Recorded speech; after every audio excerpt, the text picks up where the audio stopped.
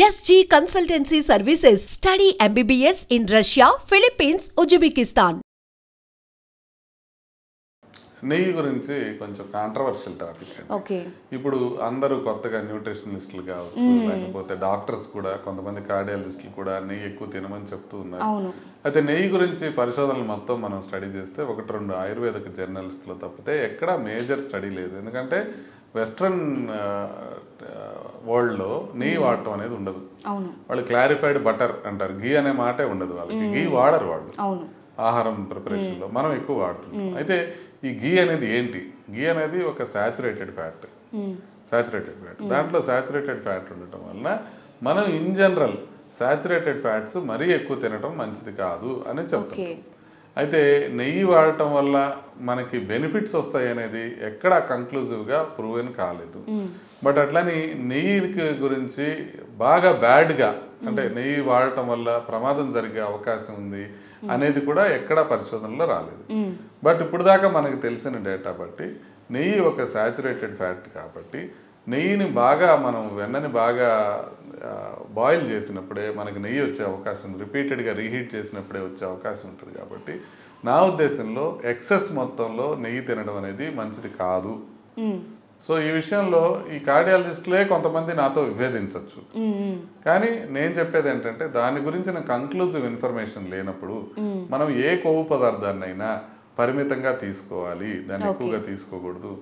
అది మిగతా నూనెలాగానే, లేకపోతే మిగతా సాచురేటెడ్ ఫ్యాట్స్ లాగానే మనం దాన్ని కూడా కొంచెం సస్పెషన్తోనే చూడాలి. అది ఆవు నెయ్యి కావచ్చు, గేదె నెయ్యి కావచ్చు, ఏ నెయ్యి అయినా తప్ప మనం ఎక్కువగా వాడటం అయితే మంచిది కాదు అనేది నా అభిప్రాయం.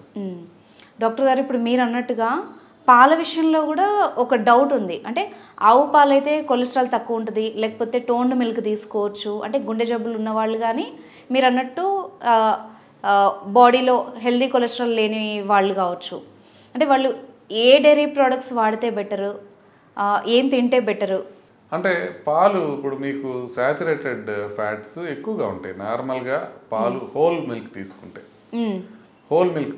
ఒకవేళ కొలెస్ట్రాల్ ఎక్కువగా ఉన్న వాళ్ళు ఏంటంటే అలా వెన్న తీసేసిన పాలు, అంటే టోన్డ్ మిల్క్ తీసుకుంటే సరిపోతుంది. ఇప్పుడు టోన్డ్ మిల్క్ ఉంటుంది, డబుల్ టోన్డ్ మిల్క్ ఉంటుంది, తర్వాత స్కిమ్డ్ మిల్క్ ఉంటుంది. స్కిమ్డ్ మిల్క్ అంటే ఆల్మోస్ట్ 0 మోతాదులో ఉంటుంది ఫ్యాట్ అనేది. సో ఆ ఫ్యాట్ కంటెంట్ అనేది కొద్దిగా లిమిట్ చేసుకోవడానికి పనికొస్తుంది. మనం ఎక్కువ ఫ్యాట్ తీసుకోవడం మంచిది కాదు. ప్రపంచంలో ఏదైనా ఖచ్చితంగా బ్యాడ్ ఫుడ్ అనేది ఏదైనా ఉంది అని అంటే అది high fat, high carbohydrate food. అంటే బాగా అన్నం తినేసి, ఇప్పుడు ఈ మధ్య అందరూ తినమంటున్నారు, ఫ్యాట్ ఏం పర్వాలేదు అంటున్నారు అని చెప్పి శుభ్రంగా మటన్ కానీ నెయ్యి వేసుకొని తినేసి కీటో డైట్ అంటే కార్బోహైడ్రేట్ చాలా తగ్గిస్తారు. కార్బోహైడ్రేట్ బాగా తగ్గిస్తారు, 50 గ్రామ్సే తీసుకోవాలి కీటో డైట్లో. సో అట్లా తీసుకోవడానికి కొంత పార్షియల్ బెనిఫిట్స్ ఉంటాయి. ఎట్లా మనకి వెయిట్ తగ్గిపోవటం కానివ్వండి, ఇలాంటి బెనిఫిట్స్ ఉంటాయి.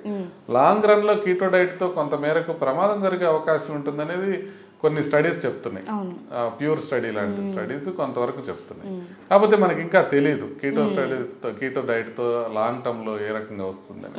కాకపోతే షార్ట్ టర్మ్ లో వెయిట్ లాస్ కు మాత్రం కీటో డైట్ పనికి వస్తుందని అయితే క్లియర్ గా తెలుస్తుంది వేరే స్టడీస్ లో. కాబట్టి కీటో డైట్ లో కొంచెం మనం మాడిఫై చేసేది ఏంటంటే కార్బోహైడ్రేట్ అంతా తగ్గించేసి ఫ్యాట్ తింటుంటారు. ఇప్పుడు ఎప్పుడైతే ఫ్యాట్ మనది మంచిదే, ఫ్యాట్ ని ఫ్యాట్ తోనే మనం కరగదీయాలి అనే మాటలు వస్తున్నాయో, ఈ కీటో డైట్ చెయ్యని వాళ్ళు నార్మల్ గా అన్నం తినేసి దాంతో పాటుగా ఈ ఫ్యాట్స్ కూడా ఎక్కువ తీసుకుంటే అది వరస్ట్ పాసిబుల్ డైట్ అయిపోతుంది. ఇది మనం క్లియర్ గా చెప్పాల్సిన అవసరం. ఇప్పుడు కీటో డైట్ లో మనకి కొబ్బరి నూనె కానివ్వండి, లేకపోతే నెయ్యి కానివ్వండి, లేకపోతే అన్ని ఫ్యాట్స్, వెన్న కావచ్చు, మీగడ కావచ్చు, ఇట్లాంటివన్నీ తినమని చెప్తారు. రెడ్ మీట్ కూడా తినమని చెప్తారు.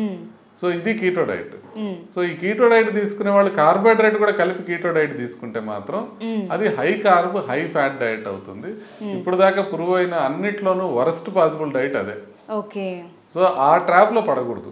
కీటో తీసుకుంటే మనం ఇమీడియట్ గా వెయిట్ తగ్గడానికి కానీ, కొన్ని పారామీటర్స్ మంచిగా అవడానికి కానీ ఉపయోగపడుతుందని తెలుసుకుంటూనే లాంగ్ టర్మ్ లో మనకి ఏ విధంగా ఉంటుందో అనేది మనకి తెలియదు అనుకుని మనం తెలుసుకొని కీటో డైట్ తీసుకోవచ్చు. బట్ లో కార్బ్, హై ఫ్యాట్ డైట్ తీసుకుంటే అది కీటో డైట్ అవుతుంది. High carb, high fat diet తీసుకుంటే అది కీటో డైట్ కాదు కదా, వరస్ట్ డైట్ అవుతుంది.